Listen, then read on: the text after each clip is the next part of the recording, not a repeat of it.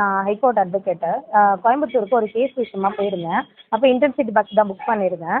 9ஆம் தேதி கரெக்டாக நைட்டு வந்து கிளம்பாக்கத்துலேருந்து பஸ் ஏறினேன். பஸ் வந்து ஒரு பிரேக் டைமுக்கு இங்கே நிப்பாட்டினாங்க உளுந்தூர்பேட்டை கிட்ட. அதுக்கப்புறம் இப்போ பிரேக் போயிட்டு வந்துட்டு பஸ்ஸில் வந்து பார்க்குறேன், என்னோடய சீட்டில் வந்துட்டு இது இருந்தது ஆக்சுவலி.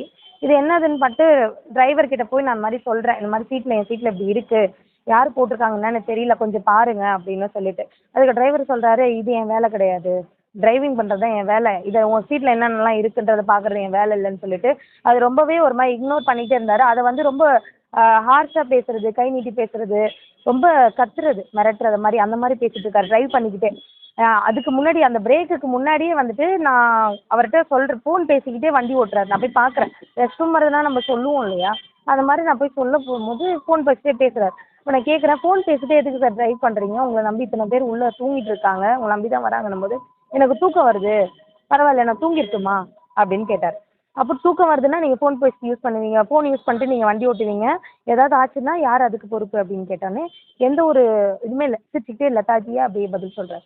சரி ஓகேன்ட்டு அதையும் கடந்து போயாச்சு. அடுத்து இதுக்கு தான் வந்துட்டு ரொம்ப எக்ஸ்ட்ரீம் லெவலில் அந்த டிரைவர் பேசினார். கேட்டால் கேப்டன்கிட்ட போய் சொல்லுங்கள், கேப்டன்றவரே பஸ்ஸில் கிடையாது, ஒரே டிரைவர் மட்டும் தான் இருந்தாங்க. ஏற்றும் போது மட்டும் கேப்டன் இருந்தாங்க, அதுக்கப்புறம் கேப்டன் இல்லை. கேப்டன்கிட்ட சொல்லு, கேப்டன் சொல்லு, யாருமே இல்லை சார் பஸ்ஸில் ஏதாவது ஒன்றுன்னா நம்ம வந்து பஸ் டிரைவர் கிட்ட தான் சொல்லணும். பஸ்ஸு புக் பண்ணும்போது ரூல்ஸ் அண்ட் ரெகுலேஷன் போடுறாங்க, இந்த மாதிரி பஸ்ஸில் ஸ்மோக் பண்ணுறதோ இல்லை ட்ரக்ஸ் யூஸ் பண்ணுற மாதிரி ஏதாவது பொருள் இருந்துச்சுன்னா அவங்கள வந்து ஆன் டைமே பஸ்லேருந்து இறக்கிடுவோன்னு ரூல்ஸ் அண்ட் ரெகுலேஷன் மட்டும் போடுறீங்கல்ல.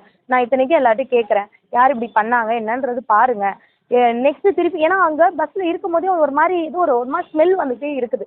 என்ன ஸ்மெல்லுன்றதை கரெக்டாக என்னால் கெஸ் பண்ண முடியல. அதுக்கப்புறம் தான் இது வந்து என்னோடய சீட்டில் இருக்குது.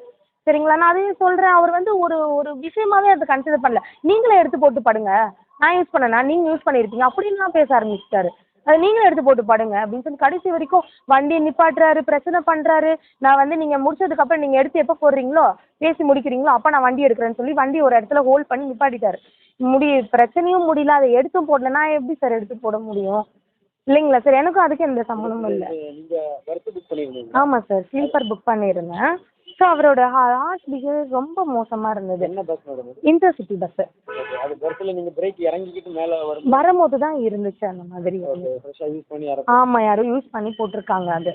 ஸோ கடைசி வரைக்கும் எதுவுமே செய்யலை, அந்த டிரைவர் எதுவுமே செய்யலை சார். பேசஞ்சர் ஒருத்தர் வந்து என்ன ஆச்சுன்னு அப்புறம் கேட்குறாங்க பிரச்சனைக்கெலாம். அப்புறம் இந்த மாதிரி இப்படி இருக்குங்கண்ணா ஒன்று அவர் தான் எடுத்து போட்டார். எடுத்து போட்டு தட்டி விட்டதுக்கப்புறம் தான் நான் வந்து திருப்பி அதே சீட்லேயே நான் படுத்தோங்க. ஏன்னா சார் எனக்கு காலையில் கோயம்புத்தூரில் ஒர்க்கு, நான் கொஞ்சம் ரெஸ்ட் எடுக்கணுன்றதால நம்ம பர்த் புக் பண்ணி வர்றது சார்.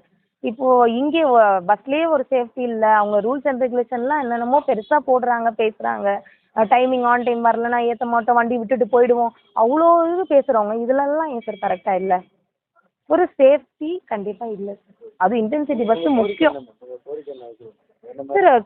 கிளென்லினஸ் ரொம்ப முக்கியம். கிளென்லினஸ் நல்லா கம்ஃபர்ட்டாக இருக்கணும். ஏதாவது ஒரு பிரச்சனை வந்து கஸ்டமர் சொல்கிறாங்க, நம்மளை பஸ்ஸை நம்பி புக் பண்ணுறாங்க, ஏதாவது ஒரு பிரச்சனை அப்படின்னா சொன்னாங்கன்னா அது உடனே கிளியர் பண்ணுறதுக்கான பார்க்கணுமே தவிர வாக்குவாதத்தில் இல்லாமல் பொறுமையாக இருக்கலாம். பொறுமையாக இருந்து இது என்ன சார்ட் அவுட் பண்ணுமோ அதை யோசிக்கிறதை விட்டு வாக்குவாதத்துக்கு போக வேண்டாம்.